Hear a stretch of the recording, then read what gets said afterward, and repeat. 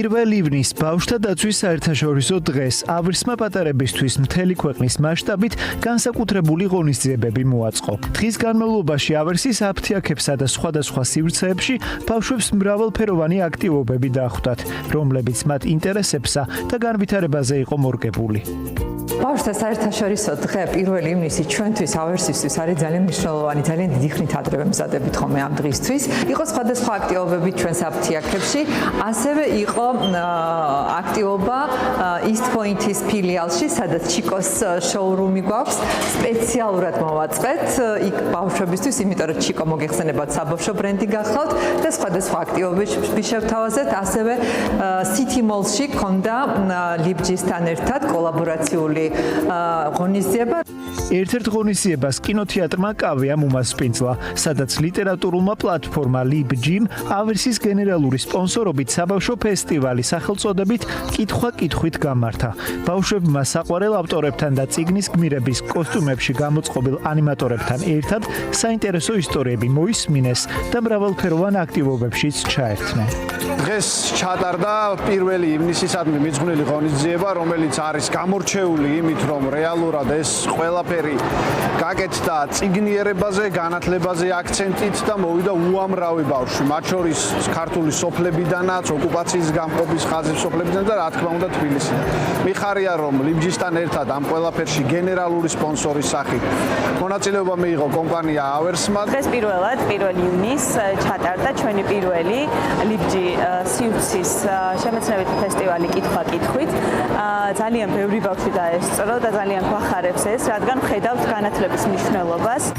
ავერსისთვის ბავშვებზე ზრუნვა ბრენდის ერთ-ერთი მთავარი ღირებულებაა. სწორედ ამიტომ წლების განმავლობაში კომპანია არაერთ სოციალურ, საგანმანათლებლო და საქველმოქმედო ინიციატივას ახორციელებს, რომელიც მომავალი თაობის ჯანმრთელობის, განვითარებისა და კეთილდღეობის მხარდაჭერას ემსახურება.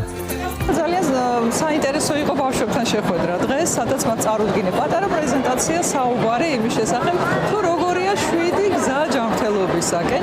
ეს არის მარტივი რჩევები, რაც ეხება ჰიგიენას, სწორყვებას, ეკრანთან ურთიერთობას და ფიზიკურ აქტივობას. ვფიქრობ, რომ მათ ეს რჩევები გამოადგებათ ყოველდღიურ ცხოვრებაში.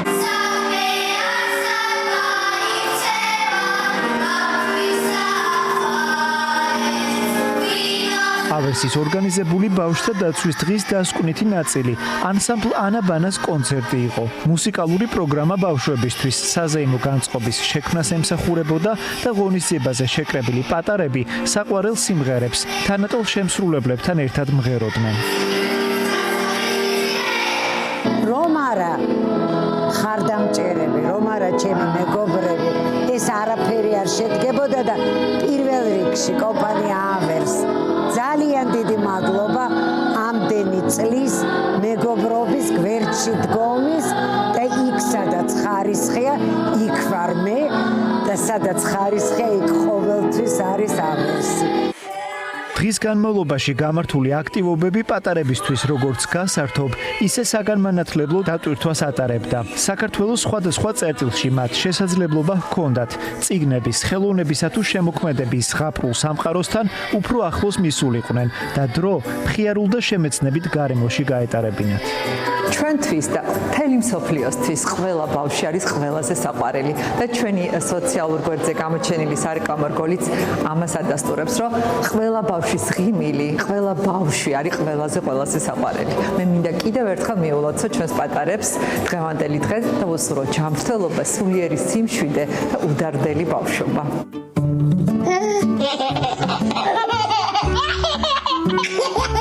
ბავშვთა დაცვის საერთაშორისო დღეს კომპანიის მიერ ორგანიზებულმა მრავალფეროვანმა აქტივობებმა ბავშვებს კიდევ ერთი დაუვიწყარი დღე აჩუქა, რომელიც სავსე იყო ახალი ცოდნით, მხიარულებითა და ღიმილით, რადგან ავერსისთვის ყველა ბავშვი ყველაზე საყვარელია.